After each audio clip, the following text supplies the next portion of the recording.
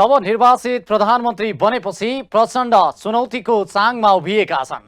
प्रचण्ड यस्तो बेला प्रधानमन्त्री भएका छन् जति बेला अर्थतन्त्र बिग्रिएको छ, शान्ति प्रक्रिया अलपत्र छ, मुलुक संघीयतामा गए पनि राम्रो डेलिभरी दिन नसक्दा प्रदेश संरचनाको विरोध सुरु भइसकेको छ।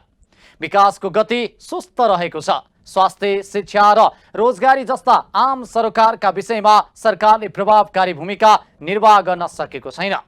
यस्तो बेला आधा दर्जन भन्दा धेरै दलको समर्थनमा प्रचण्ड तेस्रो पटक प्रधानमन्त्री भएका छन्।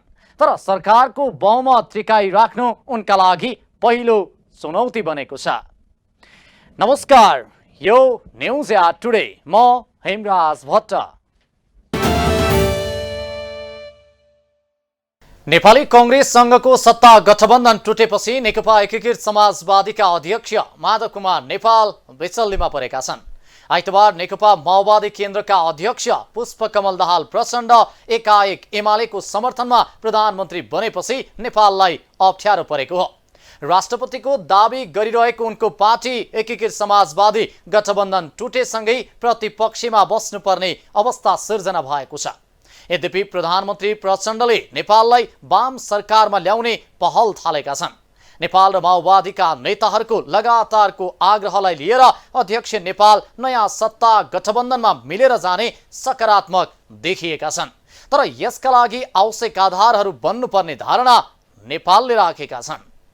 पूर्व सत्ता गठबन्धन एकाएक अप्रत्याशित रूपमा टुटेर नयाँ गठबन्धन बनेपछि संसदको सबैभन्दा ठूलो दल नेपाली कांग्रेस प्रतिपक्षमा पुगेको छ। निर्वाचनमा एकअर्काको मत लिएर चुनाव जितेको गठबन्धन सत्ता समीकरणमा कुरा नमिलेपछि माओवादी केन्द्र र एमाले बीच भएको सत्ता समीकरणले 89 सिट जितेको कांग्रेस प्रमुख प्रतिपक्षमा पुगेको हो। संघदेखि प्रदेशसम्म पाएका सबै अवसर गुमाएर कांग्रेस आगामी 5 वर्ष सत्ताबाट बाहिर रहनेछ। तर पूर्व गठबन्धनको तेस्रो घटकका रूपमा रहेको नेकपा एकीकृत समाजवादी सबैभन्दा बढी अन्योलमा परेको छ। एमालेसँग विभाजित भएर बनेको एकीकृत समाजवादी गठबन्धनको सहयात्री दल माओवादीले एकाएक कित्ता परिवर्तन गरेर अन्यन्त्रै मोडिदा अन्योलग्रस्त बनेको हो। 2078 भदौ 9 गते निर्वाचन आयोगमा विधिवत रूपमा दर्ता भएको एकीकृत समाजवादीले भर्खरै सम्पन्न 3वटै निर्वाचनमा अपेक्षाकृत रूपमा मत परिणाम ल्याउन सकेन। यतिसम्म कि संघीय निर्वाचनमा थ्रेसहोल्ड समेत कटाउन सक्दा सो पार्टी राष्ट्रिय दलको मान्यता पाउनबाट पनि वञ्चित हुन पुग्यो। सोही पार्टीबाट निर्वाचित 10 जना सांसदको संसदीय हैसियत स्वतन्त्र कायम भएको छ। पुराना गठबन्धन भत्किएर नयाँ गठबन्धन बनेपछि नेकपा यसका अध्यक्ष माधव कुमार नेपाललाई सबैभन्दा बढी धक्का लागेको छ। 2050 सालमा तत्कालीन एमालेका महासचिव मदन भण्डारीको निधन भएपछि एमालेको नेतृत्व गरेका नेपालले एमालेबाट विभाजन हुँदै नयाँ पार्टी गठन र त्यसपछि गठबन्धनसँग जोडिए। तर अहिले आएर सहयात्री दलहरूले नै उनको साथ छोडेपछि अहिले एक्ला जस्तै भएका छन्। एमाले अध्यक्ष केपी शर्मा ओलीले पटक पटक गरेको संसद विघटनलाई प्रतिगमन भन्दै विद्रोह गरेका नेपालले सहयात्रा गरेको दल माओवादी केन्द्र एमाले सँगै नयाँ सत्ता सहकार्य गर्न पुगेको छ। आम निर्वाचन अघिदेखि नै पुरानो सत्ता गठबन्धनलाई निरन्तरता दिने भन्दै गठबन्धन दलहरूका बीचमा भएको सहमति निर्वाचन पछि भने छिनभरमै टुटेपछि विपक्षी गठबन्धन बन्यो। पुस 10 गते बालुवाटारमा गठबन्धन दलहरूका बीचमा आपसी सत्ता समीकरणका विषयमा कुरा मिलेन।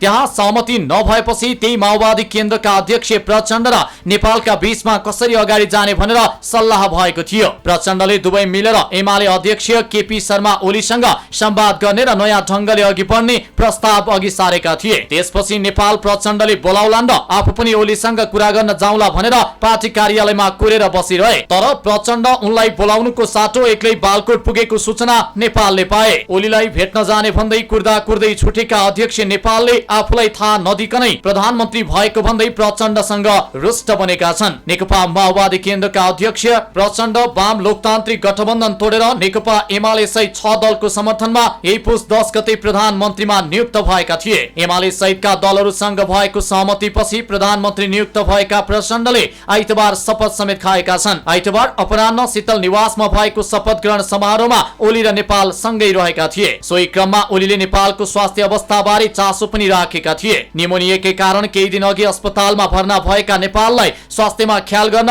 ओलीले सुझाव समेत दिएका थिए। एमाले विभाजनपछि दुवै नेताका बीचको पहिलो पटक यो संवाद थियो। दुवै जनाका बीचको आरोप प्रत्यारोपको लामो श्रृंखला चल्दै आएको थियो। 9 महाधिवेशनमा नेतृत्वका लागि प्रतिस्पर्धा गरेका ओली र नेपाल बीच एमाले हुँदै नेकपासम्म चर्को अन्तर्द्वन्द थियो। 2065 सालमा बुटवलमा भएको एमालेको 8औं महाधिवेशनमा भने अध्यक्षमा प्रतिस्पर्धा गरेका ओलीलाई नेपालले सघाएका थिए। नेकपा भित्र शक्ति संघर्ष चर्किँदा तत्कालीन अध्यक्ष ओली विरुद्ध दाहाल र नेपाल एकै साथमा रहेका थिए। 2077 पुस 5 मा ओलीले संसद विघटन गर्दा दाहाल र नेपालले त्यसका विरुद्ध कानूनी उपचार खोज्नेदेखि सडक संघर्षसम्मका कार्यक्रम पनि आयोजना गरेका थिए। 2077 भदौ 2 मा नेपालको नेतृत्वमा एकीकृत समाजवादी पार्टी गठन भएसँगै ओली र नेपाल बीचको 4.5 दशक लामो राजनैतिक सहकार्य टुटेको थियो। स्थानीय चुनाव भन्दा पनि नेकपा एकीकृत समाजवादीका लागि प्रतिनिधि सभा र प्रदेश सभाको चुनाव झनै निराशजनक रह्यो। गण्डकी प्रदेशमा नील रहेको यस राष्ट्रिय दल समेत बन्न पाएन। अन्य प्रदेशमा पनि उसको उल्लेखीय रूपमा प्रदर्शन हुन सकेन। पूर्व सत्ता गठबन्धन भत्किएपछि नयाँ गठबन्धनमा सामेल हुन ओलीलाई भेट्न जाँदा कुर्दै छुटेका नेपाल अब के गर्लान्? उनी प्रतिपक्षमै बस्लान् कि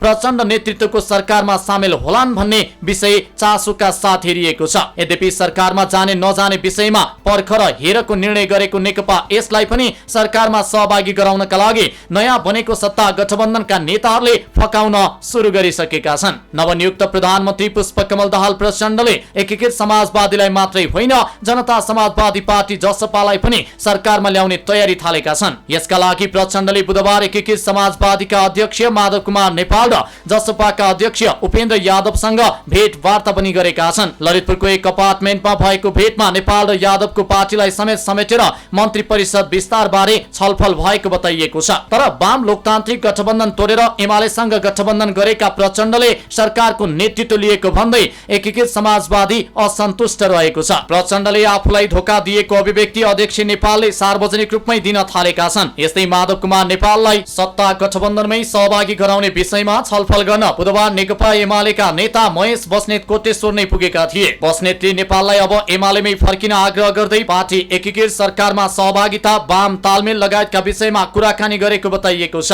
अध्यक्ष नेपाललाई मिलेर जानका लागि एमालेका उपमहासचिव पृथ्वी सुब्बा गुरुङले पनि 2 पटक भेट गरिसकेका छन्। एमाले र माओवादीका नेताहरूको लगातारको आग्रहलाई लिएर नेकपा एकीकृत समाजवादीका अध्यक्ष माधव कुमार नेपाल नयाँ सत्ता गठबन्धनमा मिलेर जानेमा भने सकारात्मक नै देखिएका छन्। नेपालले मिलेर जानका लागि आवश्यक आधारहरू बन्नुपर्ने धारणा भने राखेका छन्। उनले विगतमा एमालेसँग भएको तिक्ततालाई आगामी दिनमा दोहोरिन नदिनका लागि सचेत रहने कुरा पनि राखेका छन्। प्रधानमन्त्री प्रचण्डले आफ्नो नेतृत्वमा 3 उपप्रधानमन्त्री सहित 8 सदस्यीय मन्त्री परिषद गठन गरेका छन्। उपप्रधानमन्त्रीहरूको मन्त्रालय समेत तोकिए पनि अन्य नवनियुक्त मन्त्रीहरूको अहिलेसम्म मन्त्रालय भने तोकिएको छैन। नेकपा एकीकृत समाजवादी सहितका अन्य दलहरूलाई मिलाएर मन्त्री परिषद विस्तार गरेपछि उनीहरूको मन्त्रालय तोकिने प्रचण्डको तयारी छ।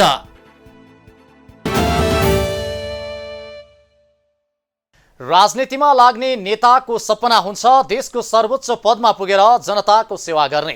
धेरैका लागि यो कुरा सम्भव भए पनि कांग्रेसका वरिष्ठ नेता रामचन्द्र पौडेलका लागि भने यो सपना मात्रै बन्ने गरेको छ। 17 पटक प्रधानमन्त्रीमा उठेर पनि विजय नहुने अभागी नेता हुन् पौडेल। करिब 7 दशकको लामो समय राजनीति गरे पनि पौडेलको पार्टी सभापति र राष्ट्रपति हुने धोको यस पटक पनि पूरा हुन सकेन। नेपाली राजनीतिमा परिचित नाम हो रामचन्द्र पौडेल। नेपाली कांग्रेसका वरिष्ठ नेता समेत रहेका पौडेल हालै सम्पन्न आम निर्वाचनबाट प्रतिनिधि सभा सदस्यमा निर्वाचित भएका छन्।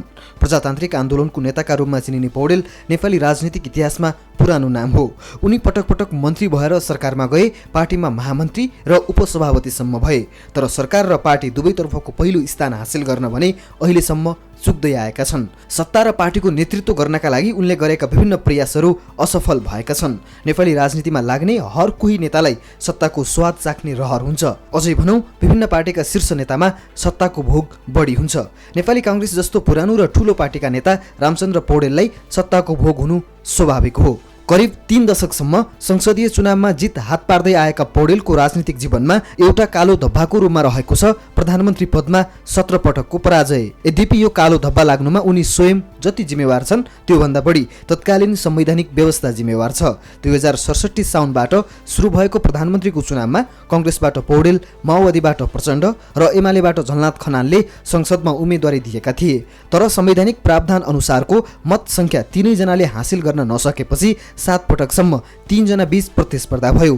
8औं प्रतिस्पर्धापछि प्रचण्ड प्रधानमन्त्रीको दौडबाट आफै बाहिर निस्किए।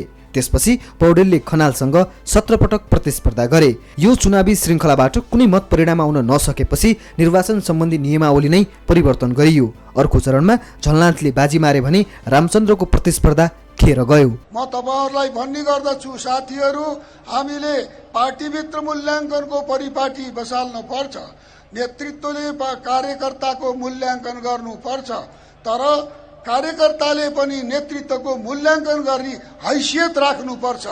जब हामी हैसियत राख्दछौँ, नेतृत्वको हैसियत नेताको मूल्याङ्कन गर्ने हामी जब साहस गर्छौँ, आँट गर्छौँ र त्यो एउटा हामीमा त्यो क्षमता हुन्छ, तब हामी अगाडि बढ्न सक्छौँ, हाम्रो प्रगति हुन सक्छ। अहिले हाम्रो गति रोकिएको छ। यो रोकिएको गतिलाई अब अगाडि बढाउन जरुरी छ। पार्टीलाई अब यो अवस्थाबाट अगाडि बढाउने, विकृति र विसङ्गतिबाट राष्ट्रलाई अगाडि बढाउने, यो भ्रष्टाचार, कमिसन तन्त्र जुन समाजमा देखा परेको छ, जुन सेटिङका कुराहरू आइरहेका छन्, यसबाट राष्ट्रलाई मुक्त गरेर आज निमुखा जनतालाई न्याय दिलाउने अवस्था हामीले सिर्जना गर्न सक्नुपर्छ।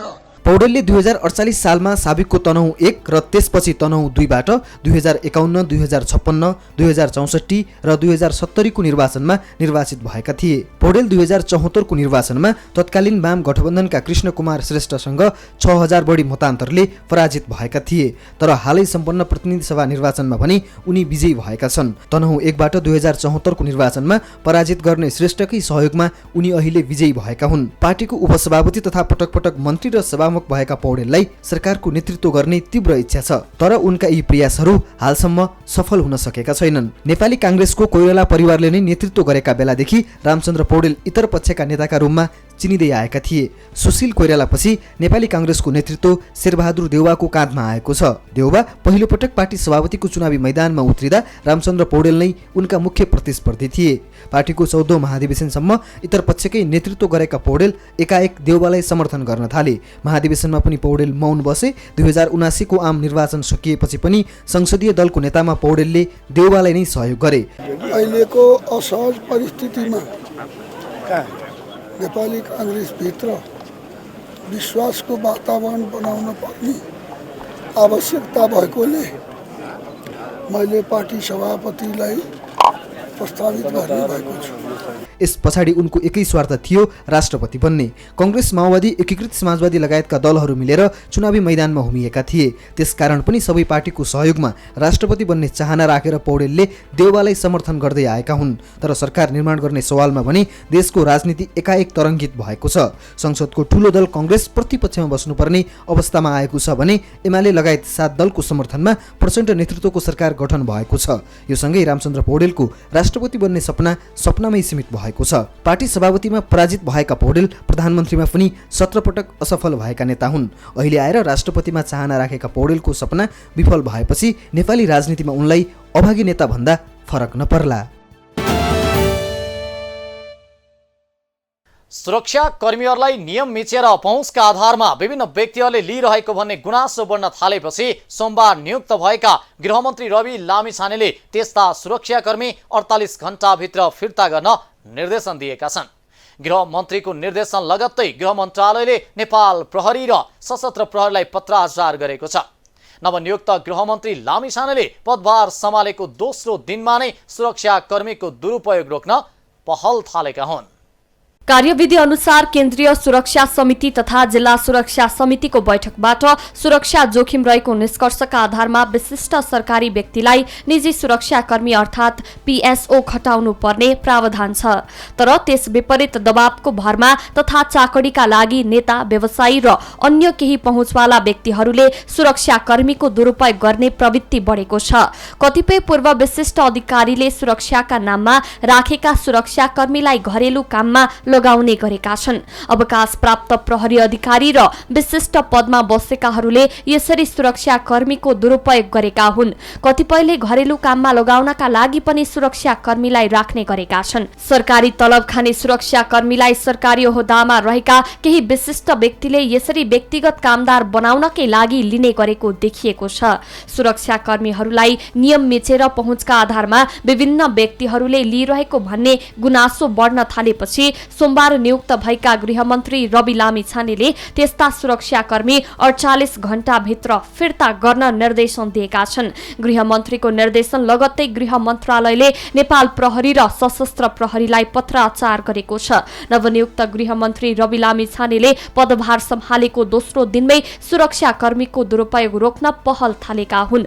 गृह मन्त्रालयले पहुँचका आधारमा नियम मिचेर खटाइएका सुरक्षाकर्मीहरूको विवरण सुरक्षा निकायसँग मागिएको जनाएको छ। 2 वर्ष अघि गृहले लागू गरेको विशिष्ट व्यक्तिहरूको सुरक्षा व्यवस्थापन कार्यविधि 2077 ले कसलाई कति सुरक्षाकर्मी दिने भन्ने तोकेको छ। पूर्व राष्ट्रपतिलाई 21, पूर्व प्रधानमन्त्रीलाई 18, पूर्व राजालाई 16, पूर्व उपराष्ट्रपतिलाई 11 र पूर्व प्रधान न्यायाधीशलाई 2 सुरक्षाकर्मी आजीवन उपलब्ध गराउने कार्यविधिमा उल्लेख छ। त्यस्तै पूर्व गृहमन्त्रीले 10 वर्षसम्म 2 जना, पूर्व प्रहरी प्रमुखले आजीवन 2 जना र पूर्व मन्त्रीले 2 वर्षसम्म 1 सुरक्षाकर्मी पाउने व्यवस्था छ। सशस्त्र प्रहरीबाट मात्रै विशिष्टको सुरक्षामा 405 जना कार्यरत छन्। रेकर्डमा रहने गरी कार्यविधि अनुसार नै खटाइए पनि कतिपय उच्च प्रहरी अधिकारीले आफू निकट नेता तथा व्यापारीलाई गृह मन्त्रालयको निर्णय बिना नै सुरक्षाकर्मी खटाएको पनि बताइएको छ। त्यस्तै अवकाश प्राप्त उच्च प्रहरी अधिकारीले पनि कार्यविधि भन्दा धेरै सुरक्षाकर्मी राखेको देखिएको छ। कार्यविधि अनुसार पूर्व प्रधानमन्त्रीको सुरक्षामा नेपाल प्रहरीबाट 2 र सशस्त्रबाट 16 गरी 18 सुरक्षाकर्मी खटिनेछन्। तर पूर्व प्रधानमन्त्रीहरूले नै कार्यविधि विपरीत धेरै सुरक्षाकर्मी लिएको गृह मन्त्रालय स्रोत बताउँछ। त्यस्तै पूर्व गृहमन्त्रीको हकमा 10 वर्षसम्म 2 सुरक्षाकर्मी दिने व्यवस्था कार्यविधिमा छ। तर 10 वर्ष भन्दा पुराना गृहमन्त्रीको सुरक्षामा अझै सुरक्षाकर्मी खटिएका छन्। त्यस्ता सुरक्षाकर्मी फिर्ता बोलाउन 2 वर्ष अघि नै निर्णय भए पनि कार्यान्वयन हुन सकेको छैन। पूर्व मन्त्रीले पदबाट हटेको 2 वर्षसम्म 1 सुरक्षाकर्मी पाउने भए पनि सुरक्षा भन्दा सहयोगीका रूपमा धेरै वर्षसम्म राखेका छन्। पूर्व आइजिपीले 2 जना सुरक्षाकर्मी पाउने व्यवस्था कार्यविधिमा भए पनि त्यसबाहेकका अवकाश प्राप्त प्रहरी अधिकारीले लिइरहेको सुरक्षाकर्मी तथा सहयोगीको सुविधा कटौती गरिएको छ। तर हाल आइजिपीका साथै एआइजी र डीआइजीले समेत अवकाशपछि सुरक्षाकर्मी लिइरहेका छन्। वर्तमान समयमा सीमा क्षेत्र र कतिपय आपराधिक घटना बढी घटिरहेका जिल्लाका संवेदनशील स्थानहरूमा अहिले पनि सुरक्षाकर्मीको अभाव हुने गरेको छ। नियम विपरीत राखिएका सुरक्षाकर्मीहरूलाई फिर्ता बोलाएर आवश्यक रहेका स्थानमा खटाउन सकिए सुरक्षा व्यवस्था बलियो हुने र जनताले प्रभावकारी सुरक्षा पाउने देखिन्छ। तर यसअघि पनि गृहले नयाँ कार्यविधि विपरीतका सबै सुरक्षाकर्मी फिर्ता गर्ने निर्णय गर्दै दुरुपयोग रोक्न पटक पटक प्रयास गर्दै आए पनि सफल हुन सकेको देखिँदैन। केही सुरक्षाकर्मी फिर्ता भए पनि राजनीतिक दबावका कारण कतिपय सुरक्षाकर्मी फिर्ता गर्न नसकिएको प्रहरी अधिकारी बताउँछन्। यसपटक नयाँ गृहमन्त्रीका रूपमा रवि लामिछानेले कार्यभार सम्हालेको दोस्रो दिन नै गरेको यो निर्णयलाई धेरैले सकारात्मक रूपमा लिएका छन्। तर यसपटक पनि के यो प्रयास सफल होला अथवा विगत जस्तै केही समयमै निर्णय कार्यान्वयन असफल भएर यो अभियानमै शिथिल बन्ला त्यो भने हेर्न बाँकी नै छ। सञ्चार कर्मबाट राजनीतिमा प्रवेश गरेका रवि लामिछानेले छोटो समयमा नै राजनैतिक सफलता हात पारेका छन्। 7 महिना अघि लामिछानेको नेतृत्वमा स्थापना भएको राष्ट्रिय स्वतन्त्र पार्टीले आम निर्वाचनमा अप्रत्याशित नतिजा हात पारेको छ। मङ्सिर 4 मा भएको निर्वाचनमा उनको पार्टी संसदको चौथो निर्णायक शक्ति बन्यो। यसैका लामिछाने गत सोमबार मुलुकको उपप्रधान तथा गृह मन्त्री बनेका छन्। सञ्चार क्षेत्रबाट आम जनताको मन जित्न सफल लामिछाने राजनीतिमा कति सफल हुन्छन् त्यो भने हेर्न बाँकी छ। गृहमन्त्री भएसँगै लामिछानेको अग्नि परीक्षा सुरु भएको छ।